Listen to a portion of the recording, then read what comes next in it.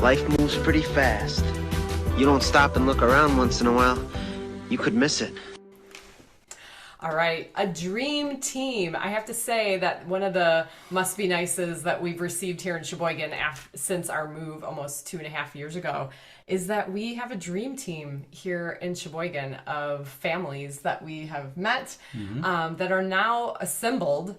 And I have to tell you, they are helping us fight adultitis, aren't they? They sure are. And we've been able to invite them to different events, most recently the movie nights in our backyard, Moonrise movie nights. But we're just finding that having this physical support of these families that have like-minded values and like-minded life journeys for our case, happen to have kids about the same ages, homeschoolers, sharing of our faith and our journey on that has been something that I have to tell you has enriched and fortified me during some, highs and lows of the last year for sure. Yeah. I wanted to share a couple quotes that I think kind of are worth being reminded of. You may have heard these before, but they're worth a repeat. So one comes from a guy named Charlie Tremendous Jones, who we had the great privilege of meeting at a National Speakers Association convention maybe a year or two before he passed away. He was inducted into the Speaker Hall of Fame and gave just an amazing speech. But one of the things he was well known for saying is that you will be the same person 5 years from now, except for the people you meet and the books you read. And I think that there's a lot of truth in that, and the people that you come into your life. And then similarly, there's another very famous motivational speaker named Jim Rohn, and he said, you are the average of the 5 people you spend the most time with. So it's kind of a reminder of how important it is to be surrounded by good people. Now, the challenge, of course, is when you have adultitis-ridden people in your life, right, for various reasons. Might be a coworker or a boss or neighbor, family member. It happens. We all it is unavoidable. And frankly, unavoidable. Sometimes we are that person to other people, depending on the day. Yeah. So what do you do about that? There's something that's really, really, really important to keep in mind. You cannot change anyone. It's good to keep that in mind. You can be a good example. And that's what you can do. So if you are a person who leads by example of what it means to be an adultitis fighter, to not take yourself too seriously, to look on the bright side, to be curious, to try new things, that can rub off, right? That can be a good thing. But no matter what you do or how hard you try, it's up to them to decide that they want to change. So I think that's a good reminder for all of us to be able to take that off of yourself. Permission that you granted. do not have to be responsible for the happiness and well-being of another person.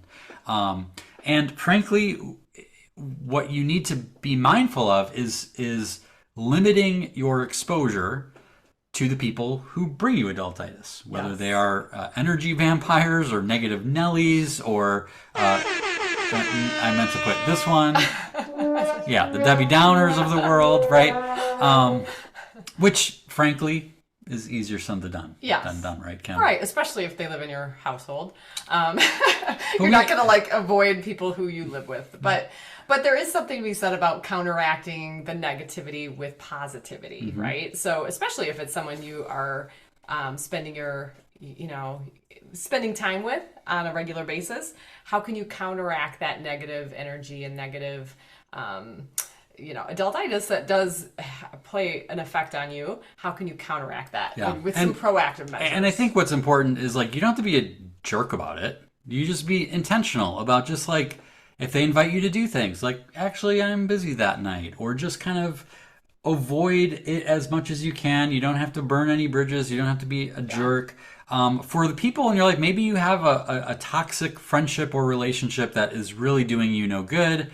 Sometimes you need to actually remove them from your life if you can. I kind of think of the boat slip concept that a friend gave us, I know. right? Our friend, it's a good I metaphor. think we've shared this in a mastermind with Wonder Whimsy, the idea of you only have so many boat slips, and when they're full, then the boats have to keep moving, and it does seem kind of harsh to put it that way, but it's for the relationships that's appropriate, right? You're not going to do that to one of your children or, right?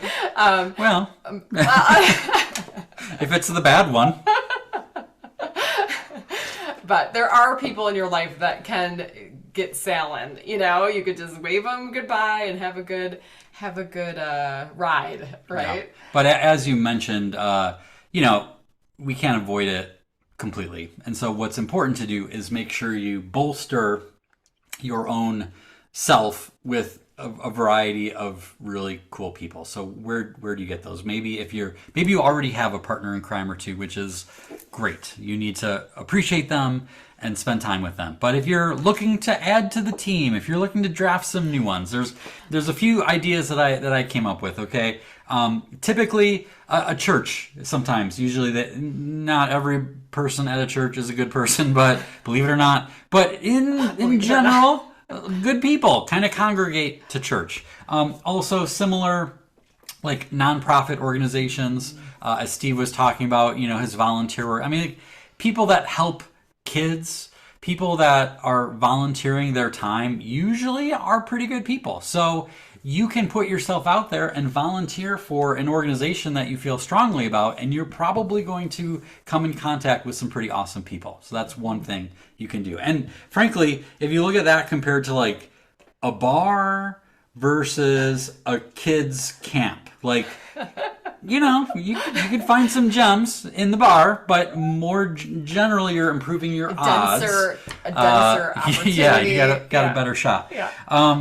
One plug I will give, I'm not sure if anyone on here is a member of this organization, but I had the privilege of speaking for them a few years ago. It's AATH, the Association for Applied and Therapeutic Humor. And these are people in healthcare, teachers, they're funny. Psychologists, like people who appreciate the value of humor and laughter. So it's a pretty big umbrella. You might want to check that out. That could be a good one to get involved with. I know for us, being a part of the Speakers Association has been a big one for us, just to be around people who are changing the world, people who have big ideas, people who challenge us to think bigger. Right? Yeah. And oftentimes, whatever industry you happen to be working in, or maybe you used to work in, just being a volunteer as part of the membership is a cool way to reconnect with a passion you once had or currently have for the work that you do. Right. Yeah. And a little pro tip to, if you find someone that you want to kind of get to know even better, good old fashioned going out for coffee. Or if they live across the country, something that I'll do once in a while is a virtual lunch where you just meet on Zoom or FaceTime or something, and you each bring whatever you're going to have for lunch that day and spend a half hour just talking. And that's a good way to keep relationships that are already established and keep them going.